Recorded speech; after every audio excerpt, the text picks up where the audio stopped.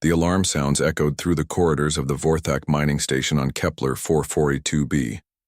Commander Slickska watched helplessly as another of his crystalline people collapsed to the floor, their usually bright blue glow fading to a sickly gray. The plague had started 3 weeks ago with just a few workers feeling weak. Now hundreds were dying every day. The disease spread fast through both species on the mining world. The insect-like Zephyrians suffered just as much as the Vorthak. Hive speaker Buzneth clicked her mandibles in frustration as she watched her people writhe in pain. Their advanced healing pods and medical computers could not stop whatever was killing them. "Send another message to the Galactic Federation," Slickska ordered his communications officer. "Tell them we need immediate evacuation of all healthy personnel." The reply came back within hours, as it had for the past week. The Federation would not risk contamination. The planet was under complete quarantine. No ships would come. No help would arrive. The two species were left to die alone on the remote mining world. Buzneth stood beside the Vorthak commander in the station's observation deck. Through the thick glass, they could see the sprawling mining complex where thousands of their people lay dying. The Zephyrians' compound eyes reflected the dim emergency lighting. "My queen mothers are asking for permission to destroy the entire facility," she said quietly. "They believe it is better to die quickly than to suffer like this." Slickska's crystalline form dimmed with sadness. "My homeworld suggests the same. Perhaps they are right. Perhaps death with honor is better than this slow agony." Neither commander wanted to give such an order, but they both knew their people were running out of time. The medical supplies were almost gone. The hospitals were full of dying patients that no one could help.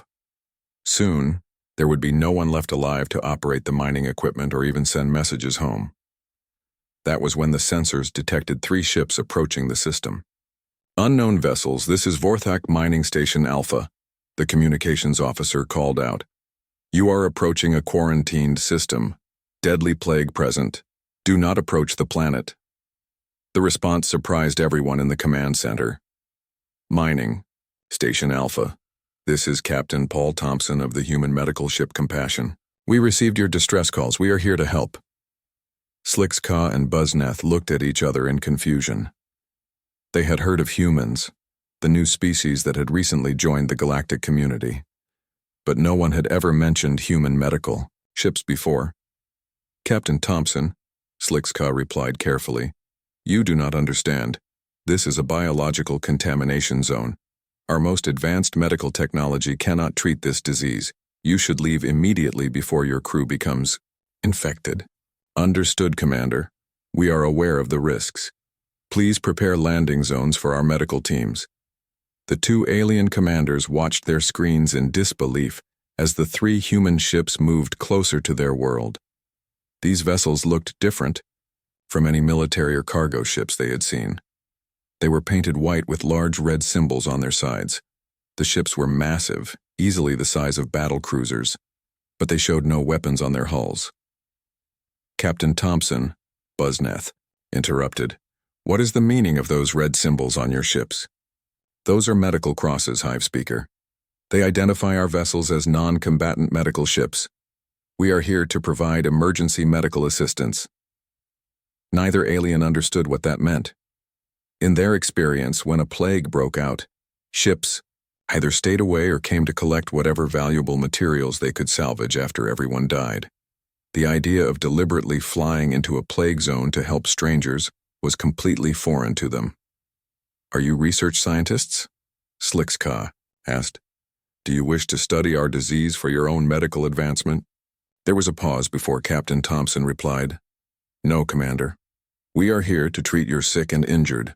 Our medical teams are preparing to land on your planet within the hour." The human ships entered orbit around Kepler 442b. From the station's sensors, the aliens could see smaller shuttles launching from the big white ships. The shuttles were also marked with the same red cross symbols and appeared to be loaded with equipment and supplies. Dr. Lisa Martinez stepped off the first shuttle onto the mining station's landing pad. She wore a white medical uniform with the same red cross symbol, and her face was covered by a protective mask. Behind her came dozens of other humans, all dressed in similar white uniforms and carrying medical equipment. The Vorthak and Zephyrian medical staff gathered around the human team. They had expected to see humans in environmental suits or protective armor. Instead, these humans wore only basic protective gear that would not stop a serious biological contamination. "I am Dr. Martinez, Chief Medical Officer," she announced as she removed her mask. "We need to see your most critical patients immediately." A young Vorthak medic named Plixna stepped forward. "Doctor, you should not be here without full containment. Suits. This disease is highly contagious. You will become infected." Dr. Martinez smiled at him. "Thank you for your concern, Plixna. We understand the risks. Now please show us to your medical facilities." As the human medical team followed their alien guides through the station corridors, they passed rooms full of dying patients. The humans stopped at each room, taking readings with their medical scanners and asking questions about symptoms and treatments. Captain Thompson remained on his ship, but he opened communication channels with both alien commanders. "Commander, Slikska, Hive Speaker Buzneth, we will need detailed information about your species' biology. Our medical computers are already analyzing the pathogen, but we need to understand how it affects your people." "Captain," Slikska said slowly, "I must ask again why you are doing this. Your species has no obligation to help us. You barely know we exist. Why would you risk your lives for strangers?" Paul Thompson was quiet for a moment before answering. "Because that is what mercy ships do, Commander. We help anyone who needs medical assistance, regardless of species, politics, or ability to pay. It is who we are." The word mercy translated strangely into both Vorthak and Zephyrian languages. It was a concept that existed in their cultures, but was rarely applied to outsiders or enemies. The idea of showing mercy to complete strangers was almost incomprehensible. Dr. Martinez and her team set up their medical equipment in the station's largest cargo bay. They worked quickly and efficiently, creating a field hospital with beds, monitors, and treatment stations. The human medical staff moved with practiced ease, as if they had done this many times before. The first patients were brought in on floating stretchers. A young Vorthak whose crystalline body was cracked and leaking light fluid, and an elderly Zephyrian whose wing membranes had turned black with infection. Both were close to death. Dr. Martinez examined both patients carefully. She had never seen either species before today, but she began treatment immediately. Using her medical scanner and the ship's advanced computer, she started analyzing their cellular structure and the way the disease was affecting their bodies. "Kevin, I need you to take the Zephyrian patient," she called out to Dr. Kevin Walsh, her senior surgeon. "Amy, help me with this crystalline fracture pattern. I think I can stabilize the light fluid loss." The alien medical staff watched in amazement as the humans worked. They used techniques and equipment that were completely foreign, but they approached each patient with the same careful attention they would give to their own species. Hours passed as more patients were brought to the human field hospital. The white uniformed medical team worked without rest, treating dozens of dying aliens. They showed no fear of infection and no hesitation about touching or examining their strange patients. As the first day ended, something unprecedented happened. 3 patients who had been expected to die began showing signs of improvement. The humans had achieved something that the most advanced alien medical technology could not do. They had given hope to a dying world. Dr. Lisa Martinez had not slept in 36 hours. Her eyes were red from exhaustion, but she continued working over the young Vorthak patient whose crystalline body was slowly healing under her care. The alien child's light fluid had stopped, leaking, and the cracks in his crystal structure were beginning to close. The Vorthak medic Plixna stood beside her, watching every move she made. He had never seen anyone work so hard to save a life that was not their own species. In Vorthak culture, such dedication was reserved only for family members or those who could provide something valuable in return. "Dr. Martinez," Plixna said, quietly, "you have been working for over a day without rest. Your own health will suffer. Why do you not sleep?" Lisa looked up from her patient and smiled tiredly. Because he needs me right now. Sleep can wait until he is stable. Across the field hospital, Dr. Kevin Walsh was performing surgery on a Zephyrian queen cast who had been brought in near death. The insect-like alien's internal organs were completely different from anything he had studied, but he worked with steady hands, using the ship's medical computer to guide him through the complex procedure. Nurse Amy Johnson moved between patients, checking vital signs and administering medications. She had learned to read the basic medical signs of both alien species in just 2 days. Her gentle touch and calm voice seemed to comfort patients who had never seen a human before. The most remarkable thing was happening in the makeshift laboratory that the humans had set up in another cargo bay. Dr. Martinez had collected tissue samples from both alien species and was using human medical technology to understand how the plague worked. She had discovered something that the alien medical computers missed completely.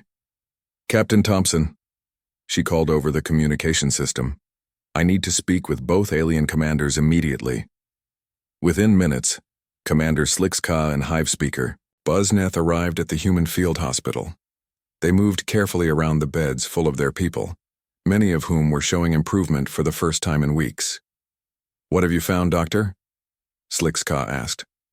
Dr. Martinez led them to her laboratory setup. On the screens, they could see microscopic images of the plague organism. "This is not a natural disease," she said simply. "This pathogen was created artificially. It is a biological weapon." The two alien commanders looked at each other in shock.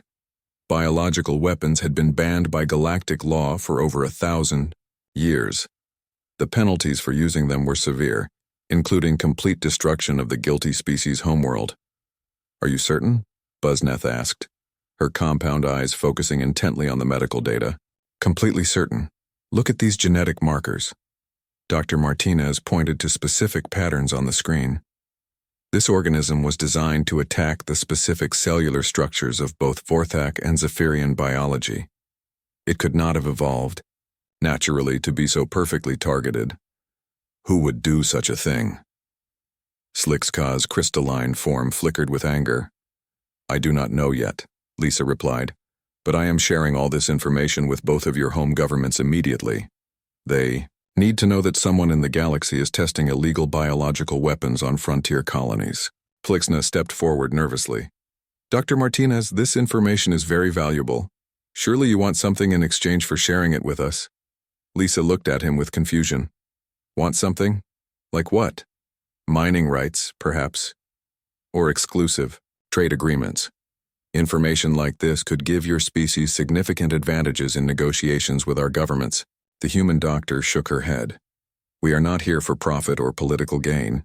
We are here to save lives and stop a plague. If someone is using biological weapons, everyone in the galaxy needs to know about it." This concept was so foreign to both alien species that they struggled to understand it. In their cultures, valuable information was always traded for something of equal value. The idea of giving away important intelligence for free seemed almost impossible to believe. Dr. Kevin Walsh joined the group, pulling off his surgical gloves. "The Zephyrian queen cast will recover completely," he announced. "Her reproductive organs were damaged by the plague, but I was able to repair them. She should be able to lay eggs normally within a few weeks." Buzneth's mandibles clicked rapidly with emotion. "You saved our queen mother's ability to reproduce. Do you understand what this means to our hive?" "I understand that she was dying and now she is not," Kevin replied simply. "That is what matters to me." The hive speaker stared at the human surgeon. In Zephyrian culture, anyone who saved a queen mother's reproductive capability would be granted enormous rewards and status. They would become part of the royal hive forever. But this human seemed to think it was just another medical procedure. Amy Johnson approached the group carrying a tablet with patient updates. "Dr. Martinez, we have 43 patients showing significant improvement. The mortality rate has dropped by 60% since we arrived." "What about the new treatment protocol?" Lisa asked. "It is working better than expected. The combination of human stem cell therapy and the biocrystal samples donated by recovering Vorthak patients seems to boost both species' immune systems significantly." Commander Slickska's crystalline form brightened with surprise. Our people donated biocrystals for the treatment? Yes, Amy replied. When we explained that their recovered crystal formations could help save others, dozens of patients volunteered to donate samples. Even some who were still very sick insisted on contributing. This was another shock for the alien commanders. Biocrystals were extremely valuable and took years to grow. The fact that sick and dying Vorthak would donate them to help strangers from another species was almost unbelievable. Dr. Martinez pulled up the latest analysis results on her screen. I think I understand how to create a cure, she said. But I need more biocrystal samples and help from healthy Zephyrian wing membrane tissue. The cure will require contributions from both species working together. How many samples do you need? Slickska asked. As many as possible. To cure everyone on this planet and create enough vaccine for other colonies, I will need hundreds of donations. Within hours, something unprecedented happened. Healthy Vorthak and Zephyrian workers began arriving at the human field hospital. They came not as patients, but as volunteers wanting to donate biological materials for the cure. Many brought their families, including children, who also wanted to help. The alien medical staff watched in amazement as their people lined up to give part of themselves to help save their community. But what shocked them even more was watching the human medical team treat each donor with the same careful attention they gave to critical patients. Dr. Martinez personally examined each volunteer, making sure the donation process would not harm them. Amy Johnson held children's hands during the sample collection, comforting them when they were scared. Dr. Walsh checked every donor afterward to ensure they were healthy and healing properly. Why do you care so much about the donors? Plixna asked Amy as she bandaged a young Zephyrian's wing after taking a tissue sample. Because they are helping to save lives, Amy replied. They deserve our best care and respect for their sacrifice. But they are not your patients, they are not even your species. Amy looked at him with the same confusion that Dr. Martinez had shown earlier. Does that matter? They are living beings who came here to help others. Of course we should take care of them. As the second day ended, the human medical team had achieved something that seemed impossible when they arrived. Not only were they saving lives that the most advanced alien medicine could not save, but they had inspired two different species to work together in ways they never had before. The cure was almost ready, but more importantly, the humans had shown the aliens something they had never seen before. They had demonstrated what it meant to care for others without expecting anything in return. Captain Thompson's voice came over the communication system as the medical teams prepared for another long night of work. All stations, be advised that long-range sensors are detecting multiple ships approaching the system. Unknown configuration and intent. Continue medical operations as planned. The aliens looked at each other nervously. Ships approaching a quarantine system usually meant trouble, but the humans simply nodded and returned to their patients, as if the approaching danger was less important than the lives they were trying to save. The warning alarm screamed throughout the mining station as 15 massive warships dropped out of hyperspace. Their hulls were black and covered with weapon ports that glowed red in the darkness of space. Commander Slickska recognized the ships immediately from intelligence reports. Hegemony battle fleet, he announced grimly to the command center. Saurid Empire configuration. Hive speaker Buzz Neth's compound eyes reflected the light from the tactical display. They have enough firepower to destroy this entire system. Why would they come to a quarantined plague world? The answer came within minutes as a deep, threatening voice filled the communication channels. Attention all vessels in the Kepler 442 system. This is War Commander Throck Vol of the Saurid Imperial Navy. You're ordered to withdraw immediately from this system. Captain Paul Thompson responded calmly from the medical ship Compassion. War Commander, this is Captain Thompson of the Human Medical Service. We are conducting humanitarian medical operations on the planet below. We have sick and injured patients who cannot be moved. Human vessel, you have 10 minutes to evacuate your personnel and depart this system. Any ship remaining after that, time will be destroyed without further warning. Down in the field hospital, Dr. Lisa Martinez continued working on her patients, even as the lights flickered from the station's emergency power systems. She had just finished preparing the first batch of cure for mass distribution. Dozens of critical patients still needed treatment. Dr. Kevin Walsh looked up from the Zephyrian patient he was treating. "Lisa, shouldn't we start preparing for evacuation? We have patients who will die if we move them now," she replied without stopping her work. "We stay until they are stable." Nurse Amy Johnson was helping a young Vorthak child who had just received the cure injection. The child's crystalline body was beginning to glow with healthy light for the first time in weeks. "Doctor, the cure is working faster than we expected.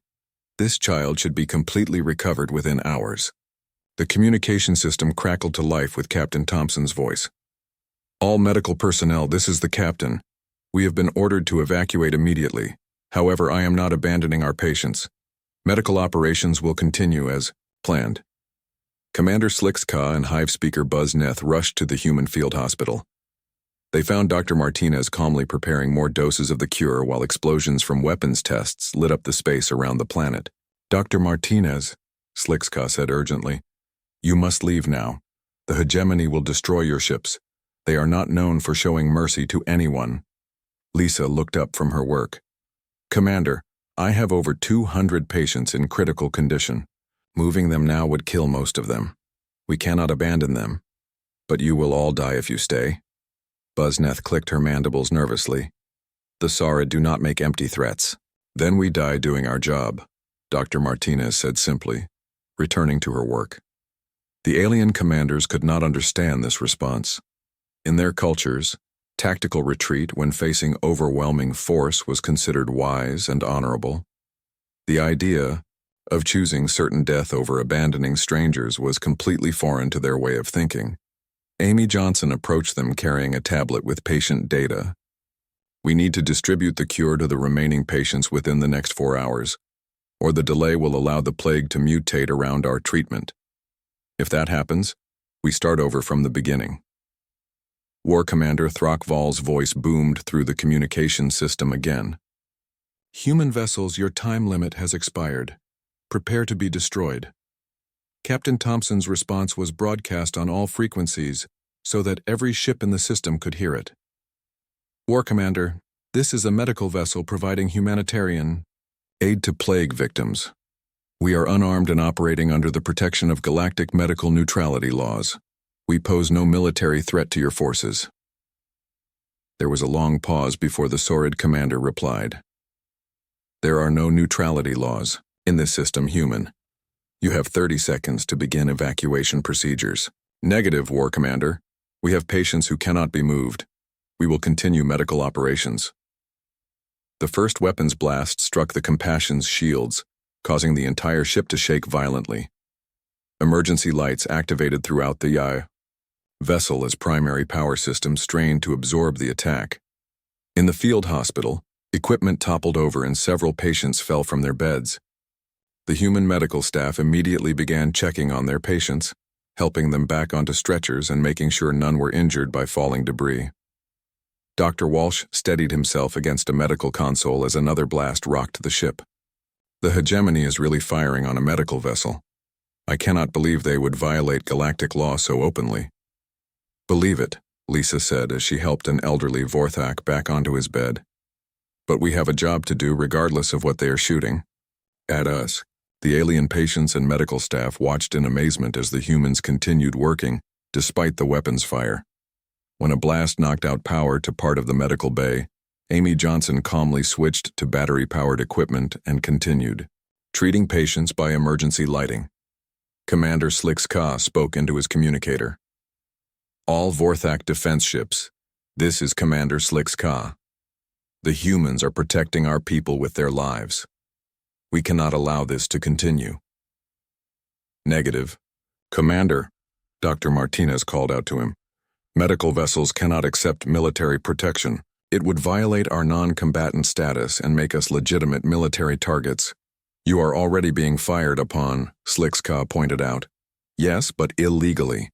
If we accept military escort, then the attacks become legal under galactic war codes." Buzneth shook her head in confusion. "So you would rather be destroyed illegally than defended legally?" "We would rather complete our medical mission," Lisa replied as she administered cure injections to 3 more patients. The hegemony fleet increased their attack intensity. The human medical ships Salvation and Hope moved closer to the Compassion, using their own shields to help protect the field hospital. All three ships continued broadcasting their medical status and requesting protection under galactic neutrality laws. War Commander Throckval grew frustrated with the humans' refusal to either fight or flee. Human Captain, why do you not defend yourselves? Your ships have weapon mounts. Use them or die uselessly. Our ships are not armed, War Commander. Medical vessels carry no weapons under human law. We are here only to heal and save lives.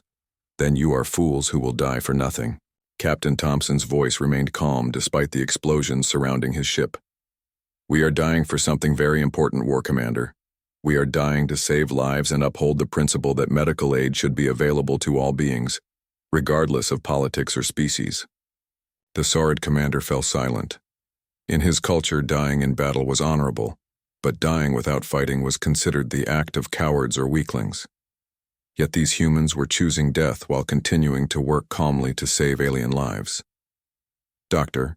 Martinez had just finished preparing the final batch of cure when a massive explosion rocked the Compassion. The blast knocked out main power and caused significant damage to the ship's hull. Emergency force fields activated to prevent atmosphere loss, but the field hospital was now operating on backup power only. Medical status report, Captain Thompson, called over the emergency communication system. We have the cure ready for all remaining patients, Lisa reported.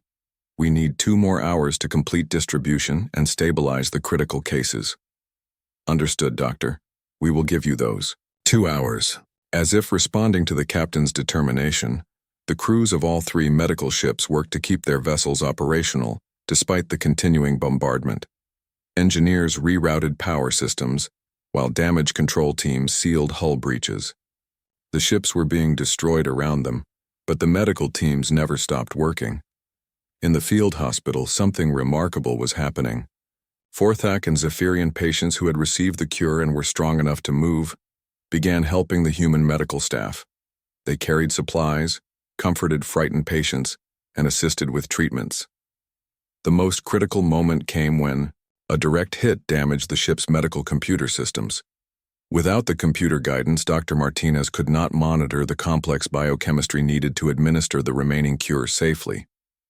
That was when young Plix Na stepped forward. Doctor, I have memorized all the treatment protocols by watching you work. I can help guide the manual procedures. Working together, human and alien medical staff continued saving lives as their ship was slowly destroyed around them. They had become something that neither species had imagined possible. They had become a team united by the single goal of preserving life, regardless of the cost to themselves. War Commander Throckval stood on the bridge of his flagship, watching the 3 human medical ships continue their work despite the heavy bombardment. His tactical officer reported that the human vessels had lost most of their defensive systems, yet they made no attempt to flee or fight back. Commander, the human ships are defenseless. One more coordinated strike will destroy them completely, his weapons officer announced. Throckval studied the tactical display. The 3 white ships with red crosses continued broadcasting their medical status on all frequencies. They repeated the same message over and over. This is a medical vessel providing humanitarian aid. We are unarmed and pose no threat. Sir, should we finish them? The weapons officer asked impatiently. The war commander hesitated. In all his years of military service, he had never encountered an enemy that refused to fight back. Every species in the galaxy would either flee from overwhelming force or fight to the death. These humans were doing neither. Continue the attack, he ordered finally. Destroy the medical ships. The hegemony fleet opened fire with full intensity. Massive energy beams struck the Compassion, Hope, and Salvation simultaneously. The human ships' remaining shields collapsed under the assault, and secondary explosions began tearing through their hulls. Inside the field hospital on the Compassion, the lights went out completely. Emergency power kicked in, providing only dim red lighting. Several patients cried out in fear as medical equipment shut down around them. Dr. Lisa Martinez grabbed a handheld medical scanner and continued checking on her patients in the near darkness. Amy, how many patients still need the cure? Nurse Amy Johnson consulted her tablet by flashlight. 43 patients, including 12 in critical condition who cannot wait much longer. Then we keep working, Lisa said calmly, as if the explosions around them were nothing more than a thunderstorm. Dr. Kevin Walsh was performing emergency surgery on a Zephyrian worker whose condition had worsened during the attack. With the main surgical lights out, Plixna held a portable light while Dr. Walsh worked by its narrow beam. "Doctor," Plixna said quietly, "the ship is being destroyed. Should we not try to evacuate the patients?" Kevin never paused in his surgical procedure. "This patient will die if I stop now. We finish the surgery." Commander Slickskaw and Hive Speaker Buzneth moved through the darkened hospital, helping wherever they could. They had never seen anything like the determination of the human medical staff. Even as their ship died around them, the humans continued, working to save alien lives. Captain Paul Thompson's voice came over the emergency communication system, barely audible through the static and damage. "All medical personnel, structural integrity is failing on decks 7 through 12. Continue operations as long as possible." The captain's calm voice never changed, whether he was reporting minor technical problems or the complete destruction of his ship. This steady leadership in the face of certain death impressed even the alien commanders who had seen many battles. Amy Johnson was administering cure injections to a group of young Vorthak when a massive explosion shook the ship so violently that she was thrown against the wall. She got up immediately, checked to make sure her patients were safe, and continued with the injections as if nothing had happened.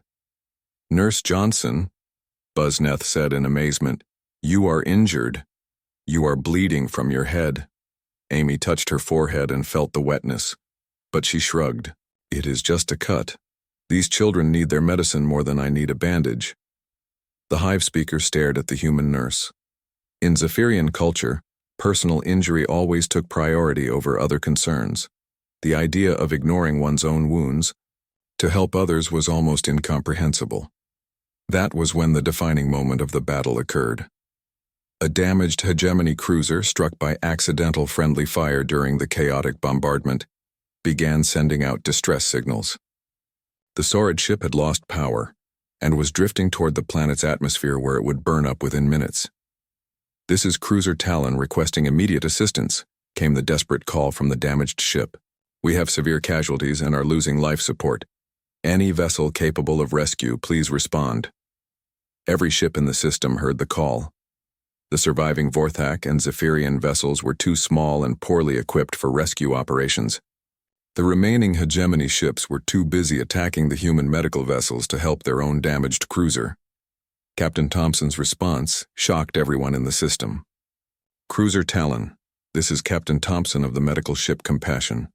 We are moving to assist with rescue operations." War Commander Throckval could not believe what he was hearing. "Human Captain, are you insane? We are destroying your ships and you offer to rescue our people?" "War Commander, we are a medical vessel. We respond to all medical emergencies regardless of the circumstances." The badly damaged Compassion turned toward the drifting Saurid cruiser. The human ship had lost most of its propulsion systems, but it managed to move close enough to begin rescue operations. Dr. Martinez led the rescue team that boarded the Saurid cruiser. The reptilian aliens inside were suffering from severe injuries and radiation poisoning. Many were unconscious or dying. "Amy, Kevin, set up triage stations immediately," Lisa ordered as they entered the damaged ship. "We have dozens of casualties."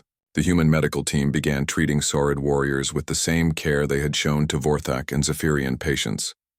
They worked quickly to stabilize the most seriously injured and transport them back to the Compassion's field hospital. War Commander. Throckval himself had been badly injured when his cruiser lost power. Dr. Martinez found him in the ship's command center, unconscious and bleeding from multiple wounds. "This one is in critical condition," she announced to her team. "Get him to surgery immediately." "Doctor," one of the rescued Saurid officers said weakly, "that is our war commander. He ordered the attack on your ships." Lisa looked down at the unconscious reptilian leader. "I know who he is. That does not change anything. He needs medical attention. As the human medical team worked to save the lives of the very enemies who had been trying to kill them, something extraordinary happened. Aboard the Hegemony flagship, the surviving Saurid officers watched their scanner displays in complete silence. "Sir," the communications officer said quietly, "the humans are performing surgery on War Commander Throckval. They are trying to save his life." The acting commander of the Hegemony fleet stared at the tactical display. "Are you certain? They are treating our War Commander who just ordered their destruction." "Confirmed, sir. They have moved him to their medical bay and are performing emergency surgery." The Saurid officers looked at each other in confusion. This behavior was so alien to their understanding that they had no idea how to respond. In their culture, enemies were either killed or captured for interrogation. The idea of providing medical care to a wounded enemy commander was completely beyond their experience. Meanwhile, in the damaged field hospital on the Compassion, Dr. Martinez was working to save War Commander Throckval's life. The Saurid leader had suffered severe internal injuries and was dying from blood loss. The operation required careful precision, with alien anatomy that Dr. Martinez had never seen before. She used the ship's damaged medical computer and her own medical knowledge to guide the complex surgery.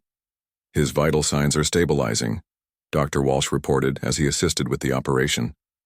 During the surgery, the fever-delirious War Commander began speaking. In his unconscious state, he revealed crucial information about the Hegemony's biological weapons program. The test subjects, mining colonies. Biological weapons deployment on 17 worlds, he mumbled as Dr. Martinez worked to repair his damaged organs. Commander Slixka and Hive Speaker Buzneth, who were observing the surgery, looked at each other in horror. The War Commander was confessing to widespread use of illegal biological weapons on civilian populations. "Did you hear that?" Slixka whispered. 17 colonies, Buzneth replied grimly. "They have been testing biological weapons on innocent civilians across the galaxy." Dr. Martinez continued her work, focused entirely on saving the War Commander's life. She had heard his delirious confessions, but her medical oath was clear. Her job was to heal, not to judge. As the surgery continued through the night, word spread throughout both fleets about what was happening. The humans were not only treating their enemies, but they were successfully saving the life of the very commander who had ordered their destruction. The Saurid officers aboard the Hegemony ships began questioning their orders for the first time in their military careers. They had been taught that mercy was weakness, and that enemies deserved only death. But watching the humans risk everything to save alien lives challenged everything they believed about strength and honor. Dr. Lisa Martinez worked through the night to save War Commander Throckval's life. The surgery had taken 12 hours, but the Saurid leader's vital signs were finally stable. As she cleaned the surgical instruments, the alien commanders gathered around her. "Doctor," Commander Slixka said quietly, "we recorded everything the War Commander said during his fever. He confessed to biological weapons attacks on 17 colonies. This information could end the Hegemony's power in the galaxy." Lisa nodded, tiredly. "I heard what he said. We will provide that information to the proper authorities along with our medical evidence about the plague weapon." "But why?" Hive Speaker Buzneth asked. "Why did you save his life? He tried to kill you and all of your people. In our cultures, such an enemy would be left to die." Dr. Martinez sat down heavily in a chair beside the War Commander's bed. The reptilian alien was breathing steadily, his wounds healing under human medical care. "Let me tell you about mercy," she said. "On Earth, our planet, we had many wars throughout our history. Humans fought humans for thousands of years. We learned something important during those conflicts. We learned that how we treat our enemies says more about who we are than how we treat our friends." She gestured toward the recovering War Commander. "This being ordered our destruction, yes, but he is also sick, injured, and helpless. If we let him die when we could save him, what would that make us?" "It would make you practical," Slixka replied. "Dead enemies cannot hurt you again." "Dead enemies cannot change either," Lisa said. "But living enemies who have been shown mercy sometimes become something different. They sometimes become allies, or at least they become people who understand that there is another way to solve problems. Amy Johnson joined the group, carrying a tablet with patient updates. Doctor, the last of the plague patients have been cured. Both the Vorthak and Zephyrian populations are showing complete recovery. The outbreak is officially over. Dr. Martinez smiled for the first time in days. Thank you, Amy. How are our Saurid patients doing? All 37 rescued crew members are stable. The war commander should be awake within a few hours. The alien commanders looked at each other in amazement. Even after everything that had happened, the humans continued to treat their enemies with the same care they gave to their friends. Captain Paul Thompson's voice came over the communication system. Dr. Martinez, we are receiving transmission from the Galactic Federation fleet. Admiral Chen is requesting permission to enter the system. Within hours, a massive Federation fleet arrived at Kepler 442b. The ships were from dozens of different species, all united under the Federation banner. Admiral Chen, a human officer who commanded respect throughout the galaxy, personally boarded the damaged Compassion. Dr. Martinez, Admiral Chen said as he surveyed the field hospital, the Federation Council has been monitoring this situation. What you and your people have accomplished here will be remembered for generations. The Admiral walked through the hospital, observing Vorthak, Zephyrian, and Saurid patients all being treated together in the same facility. Human medical staff moved between beds, caring for beings from 3 different species with equal attention. Admiral, Dr. Martinez said, we have evidence that the hegemony has been testing biological weapons on civilian populations. War Commander, Throckval confessed to attacks on 17 colonies during his surgery. Admiral Chen nodded grimly. We will handle the legal proceedings. The Galactic Court will want full testimony from all witnesses. That was when War Commander Throckval began to wake up. The large reptilian alien opened his eyes slowly, confused by his surroundings. He tried to sit up but found himself too weak to move. Dr. Martinez approached his bed with a medical scanner. Commander, you are safe. You suffered severe internal injuries, but the surgery was successful. You should make a complete recovery. Throckval stared at the human doctor. His memories of the battle were unclear, but he remembered ordering the attack on the medical ships. Why am I alive? He asked weakly. Because we are doctors, Lisa replied simply. Our job is to save lives, not take them. The war commander looked around the hospital and saw his own crew members being treated in beds near former enemies. Saurid. Warriors lay next to Vorthak miners and Zephyrian workers, all receiving the same level of care from human medical staff. I do not understand, Throckval said. I ordered your destruction. My people killed many of yours. Why would you heal us? Dr. Martinez pulled up a chair beside his bed. Commander, what do you think mercy means? The Saurid leader considered the question. Mercy is what the strong show to the weak when they choose not to destroy them completely. That is one definition, Lisa agreed. But human mercy is different. Human mercy means that we help others not because they deserve it, but because helping others is who we choose to be. We show mercy because it makes us better people, not because it benefits us in any way. That makes no sense, Throckval said. Mercy should be earned through surrender or tribute. Should it? Dr. Martinez asked. You were dying from injuries and radiation poisoning. You had no ability to surrender or offer tribute. You were simply a living being in need of medical care. That was enough for us. Over the following days, something remarkable happened aboard the damaged human medical ships. As the Saurid crew members recovered from their injuries, they began helping with medical duties. They carried supplies, assisted with patient care, and learned about human medical techniques. Young Plixna, the Vorthak medic, worked alongside a Saurid engineer named Korth Rex to repair damaged medical equipment. The 2 aliens had been enemies just days before, but they found common ground in their desire to help the remaining patients. War Commander Throckval watched these interactions with growing amazement. His crew members were voluntarily working with their former enemies, and they seem to be finding satisfaction in helping rather than conquering. Dr. Martinez, he said during one of her medical checkups, "My people confessed to biological weapons attacks while I was unconscious. Did they not?" "You confessed, Commander. Your crew members have been completely honest about their missions and orders." The war commander was quiet for a long moment. "That information will destroy the hegemony leadership. My homeworld will likely be placed under Federation supervision. My military career is over." "Probably," Lisa agreed, "but thousands of innocent beings on 17 colonies will be alive because the biological weapons program will be stopped. Is that not worth something?"